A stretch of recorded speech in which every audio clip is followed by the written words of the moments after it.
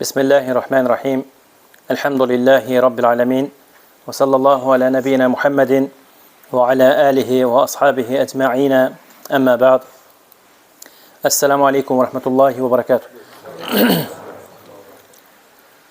Hamınıza məlumdur ki, biz Adəm evladları günahlar edirik və bizim xislətimizdəndir ki, insan olaraq günah etmək və günahlar üzərində də bəzən olur ki, davamətli oluruq, bəzən olur ki, bəzi hallarda edirik, bəzi hallarda etmirik.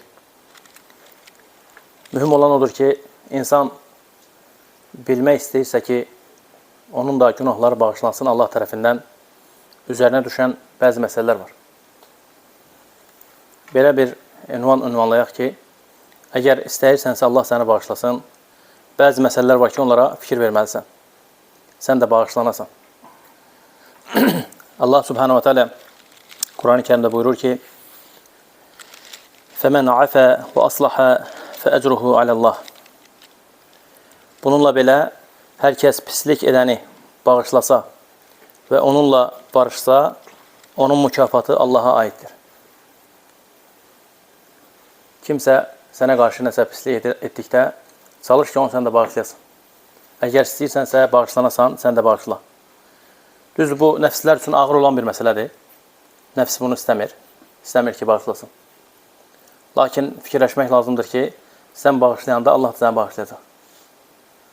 Çalış ki, qiyamət günə saxlama. Bu dünyada halallıq ver geçsin. Subhanallah, insanların arasında belə bir şey var. İnsanların indində, yəni insanların nəzəriyyəsində. Kimsə kiməsə nəsə eləyəndə çox çətinliklə ona halallıq verir. Çox çətinliklə onu bağışlayır. Hətta bağışlasa da belə qəlbində qalır o. Düzdür, yoxsa yox? Amma subhanallah, vallahi, nə qədər cahillik varsa insanlarda, hamımızda Allah ıslah eləsin. Allah subhanahu wa ta'ala, Allah, yerlərin və göylərin sahibi, subhanahu wa ta'ala. Nə qədər günah edirsən, Allah səni bağışlayır. Baxın, sizə bir misal verəcəm. İki nəfər var. İki nəfərdən biri digərinə bir neçə dəfə pislik eləyir. Bir dəfə eləyir, bağışlayır, iki dəfə eləyir. Kimsə onun yaxınlarından bir nəfər gedir, deyir ki, mənə görə bağışla. 3 dəfə, 4 dəfə, artıq 5-6 dəfə olanı söylüyor, qardaş, mən sənə nə qədər bağışlayacam? Kesmək istəmir, düzdür. Siz düşünün ki, subhanallah, bir insan ömrü 60 il, 70 il, 80 il, Allahu akbar. İnsan günah eləyir və bir kərə axırda tövbə eləyir Allah. La ilahe illallah. Xalis, ixlasla, estağfirullah və atubu ileyh. Allah onun bütün günahlarını bağışlayır. Üstəlik də, pisliklərini də yaxşılıqlarla əvəz edir. Mə əkramək, ya Rab. Allah subhanahu ta'ala nə cürlə kəramət sahibidir, subhanahu wa ta'ala. Baxın, İbn-i Qayyim Rahiməhullahın Bədi'ül Fəvaid kitabında belə bir məqalə var, belə bir mövzu keçir. Buyurur ki, rəhmətullah aleyh, Yəbnə Ədəm, İnnə beynəkə və beynəllahi xataya, lə ya'ləmuhə illallah. Buyurur ki, ey Adəm evladı, ey Adəm oğlu, həqiqətən sənlə Allah arasında elə günahlar var ki, onu Allahdan başqa heç kəs bilmir. Gəlin bunları cümlə-cümlə oxuyaq və təfəkkür edək, tədəbbür edək.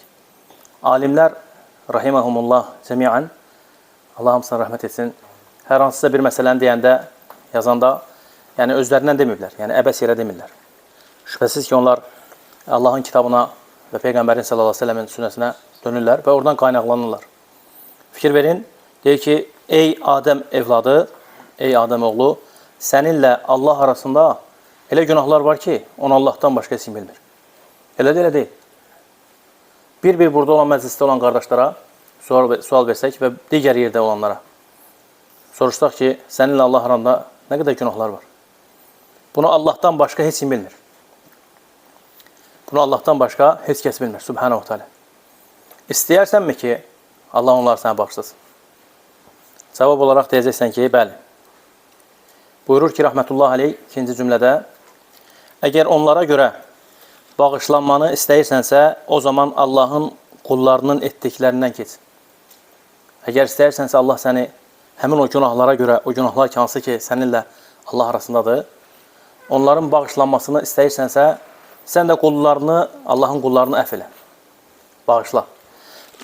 Sonra buyurur ki, əgər onlara görə əff olunmaq istəyirsənsə, o zaman Allahın qullarını əff et. Allahın qullarını əff et.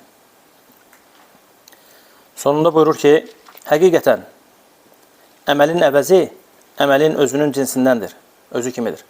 Əl-cəzəu min cinsil əməl deyilən bir qayda var şəriətdə, usulda çox gözəl bir qaydadır.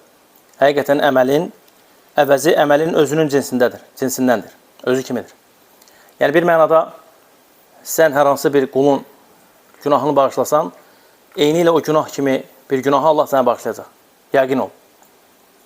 Yəqin ol ki, Allah Subhanahu teala bağışlayandır, rəhimlidir. Əgər istəyirsən sən bağışlanasan, mütləq gəlsən də bağışlayasan. Elə deyilmi? Subhanallah.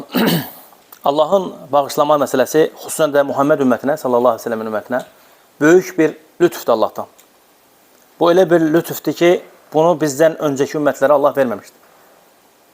Bizdən öncəki ümmətlərin əhvallarından sizə danışacağım, məhtər qalacaq, subhanallah. Düşünün ki, bizdən öncəki ümmətlər günah edərkən, axşamlar evlərinə qaydarkən, həmin o günahı qapıların ağzından yazılı görürdülər. Subhanallah. Səhər evindən çıxırdı, bir günah eləyirdi. Akşam evinə qaydanda görürdü ki, o günah qapının ağzında yazılıb. La ilahe illallah. Gedən oxuyur, gələn oxuyur. Fikir verirsə, subhanallah. Uquba idi onlar üçün, Allahdan. Amma bu ümmət üçün Allah subhanahu teala nə edir? Keçir hamısını günahlar, bağışlayır. Və qiyamət günü də Allah o qulu çağıracaq. Subhanallah. Deyəcək ki, ey qulum, filan vaxtı filan günah etmişdin. Xatırlayırsan mı? O lent kimi gözün qabağına gələcək. Deyəcək, bəli, ey Rabbim, xatırlayıram. Deyəcək ki, o dəfə, yəni dünyada olarkən, sənin üçün o günahı örtdüm, bastırdım. Və bugün də sənin üçün örtürəm o günahı. Allahu akbar. Allahu akbar. Rabb nə qədər əzəmətlidir. Rabbun yu'bəd subhanahu teala. O Rabb ancaq ibadət olunacaqdır. Subhanahu teala. Ona görə, qardaşlar, barakallahu fikum, çalışmaq lazımdır ki, hər hansı bir məsələdə, əksər vaxtlarda bizdə cüzi məsələlər olur, düzdür. Özdəki müsibət arasıdır, dünyavi məsələlər olur. Dünyavi məsələlər, subhanallah. Hər hansı bir ticarət işində və yaxud nəsə, hər hansı bir işlərdə, baləcə bir şey ortaya düşür, deyil, mən sənə bağışlamayım, sənə halallıq verməsin. Eləmək lazım deyil bir şeylər. Halallıq ver.